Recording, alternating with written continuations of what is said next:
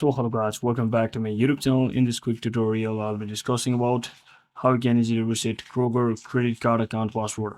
So let's get started. So first thing, simply head over to your Kroger credit card website by simply searching off on your Google Chrome or any of the browser and just tap on the first link which appears over here. And once you click on that, you just have to click on this hamburger icon at the top right corner and select this My Account and just click on Login to Online Banking. So from over here, it's the same account you use to log into your credit card account as well, so don't worry.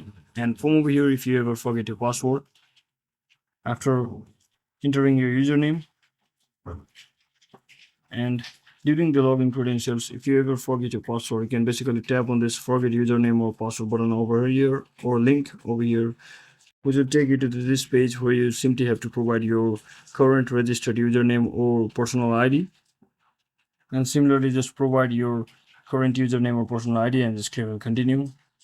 And just follow the on-screen instructions to create a new password and just re-enter your password as well as your username. After successfully following the on-screen instructions, where it will provide you a link to actually change your or enter your new password. So that's it for today guys. Thanks for watching. Don't forget to like and subscribe. See you on the next one.